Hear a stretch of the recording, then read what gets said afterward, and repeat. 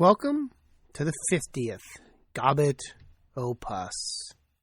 Rash decisions from November 4th, 2008. Fever and a rash. A common infectious disease problem. Most rashes are often neither diagnostic nor important. They're just a curious epiphenomenon of the underlying infection. There is one rash that makes me nervous. Petechiae. My kids have fevers, I look for petechiae.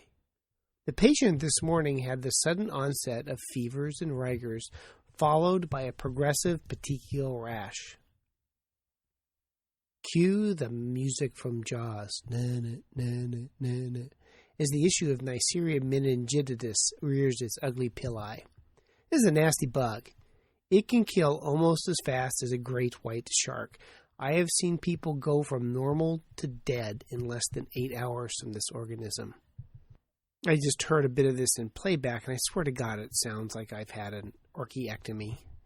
There are curious epidemiologic features around Neisseria meningitidis.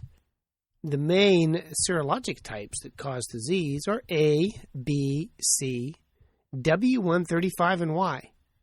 What happened in the lab for D through V and for W1 through W134? I haven't discovered. Wolverine, beware, because there is a new strain of meningococcus, X, that in 1992 accounted for half the cases in Niger. It has been considered before to be a relatively non-virulent strain of meningococcus. The vaccine that we have in the United States does not cover Group B meningococcus. Cuba had an outbreak with Group B, and they developed a vaccine that has some efficacy. For reasons that I can't discover, Cuba seems unwilling to share the vaccine with the United States. Go figure. We've treated them so well.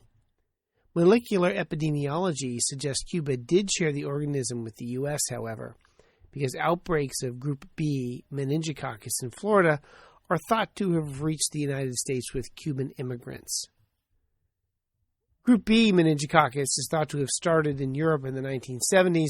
Then it went to Cuba, or as my grandmother always called it, Cuba. Then to South America, thank you, Che. And then to my own state of Oregon, where we had an outbreak in 1992. We continue to have issues with Group B meningococcal disease. Fortunately, this bug is still easy to kill. Antibiotic resistance being reported, but relatively rare. Now, the other curiosity is that there are a wide variety of reasons that people can get ill from meningococcus. There's complement deficiencies. There's alterations in toll-like receptors. But my favorite is due to variations in snot.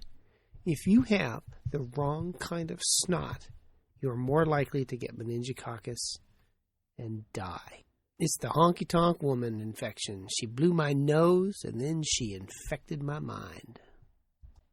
How does that work? Well, there's a variety of proteins in the nose. There's surfactants, and these proteins, in part, help isolate and recognize organisms.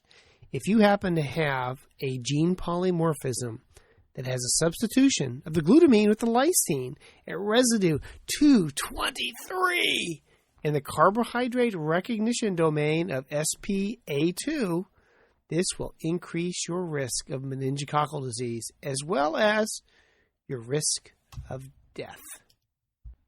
And it doubled the risk of death. So if your surfactant protein in your mucus is altered, i.e., if you have mutant snot, I do think there was an X-Men character that had mutant snot. I mean, there had to have been a character that injected stuff out its nose to trap the criminals. Somebody get back to me on that. I can't find it on the interwebs. So, life and death often hinges on little things, like a glutamine instead of a lysine in your mucus. Patient today is fine, thanks to prompt antibiotics and diagnosis for his meningococcemia, and I don't know if he has mutant snot. I'll leave it to somebody else to collect the specimen for me. The relevant articles were in Clinical Infectious Disease, 2006, December 1st, Page 1426. Genetic polymorphism of the binding domain of surfactant protein A2 increases susceptibility to meningococcal disease. And the ever-popular meningococcal meningitis. Unprecedented incidence of serogroup X-related cases in 2006, Niger. Clinical Infectious Diseases, 2007, Volume 44. Page 657. Da, da, da, da. Maybe I should have called this one the Gobbet O Snot. See you for the next Gobbet O Puffs.